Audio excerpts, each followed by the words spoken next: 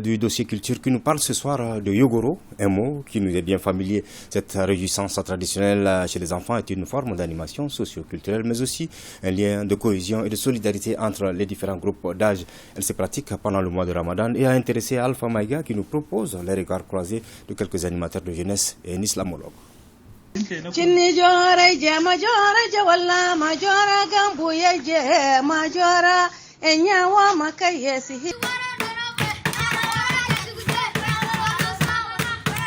Des chants et des pas de danse à travers tout le pays pendant ces nuits du mois de Ramadan. Difficile de situer précisément le début de cette pratique. Depuis longtemps, ce rite est pratiqué par les jeunes gens qui animent nos rues les nuits durant le mois de Ramadan.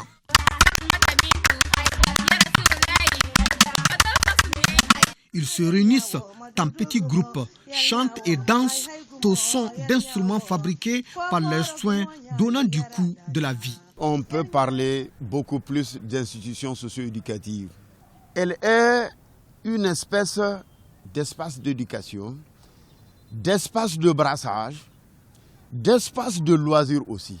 Si la façon de faire diffère selon les régions, son principal objectif est de renforcer la cohésion entre les jeunes gens. Les enfants parviennent à développer un certain nombre de valeurs, des valeurs d'entraide, des valeurs de solidarité, mais aussi des valeurs de hiérarchisation.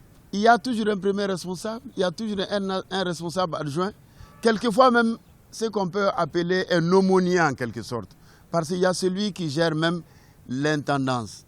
Les enfants qui passent par ces créneaux, même dans la vie professionnelle, même adultes, généralement ils restent croisés les uns aux autres. Ils ne s'oublient jamais. Ils ont des bâtonnets en main, des boîtes vides de conserve en guise d'instruments de musique pour les garçons, des calebasses et louches traditionnelles pour les filles. Ils permettent à chacun de pouvoir s'exprimer.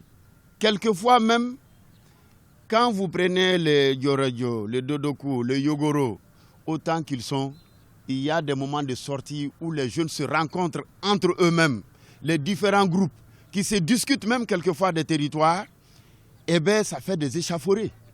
Donc ça permet à chaque groupe de jeunes de pouvoir s'exprimer par rapport à l'autre, de pouvoir montrer à l'autre, attention, ce territoire, il m'appartient. Et ça fait beaucoup d'émulation en milieu jeune. Ce n'est pas un mal, mais chacun veut marquer son territoire. Des sonorités dans la joie et la bonne humeur, des pratiques culturelles qui ne sont pas à contre-courant de la religion musulmane.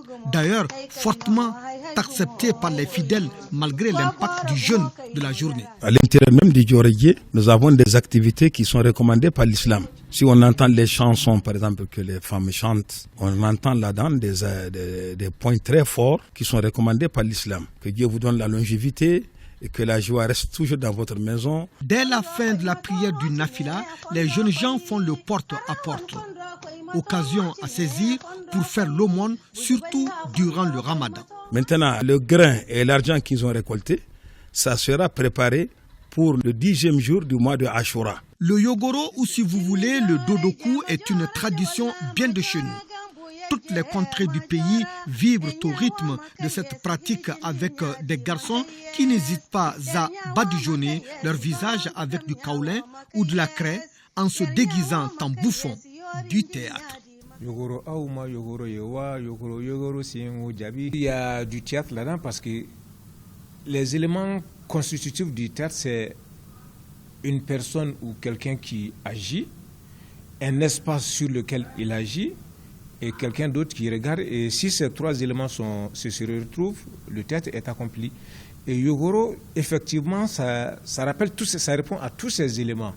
Et il y a même des personnages là-dedans. Ça répond à toutes les caractéristiques du Koteba traditionnel. Parce qu'il y a le maquillage, il y a ce déguisement, il y a ce chant et danse qui est très poussé dans le Koteba. En fait, chacun parmi nous est plus ou moins passé par là. Une identité culturelle liée aux coutumes et mœurs.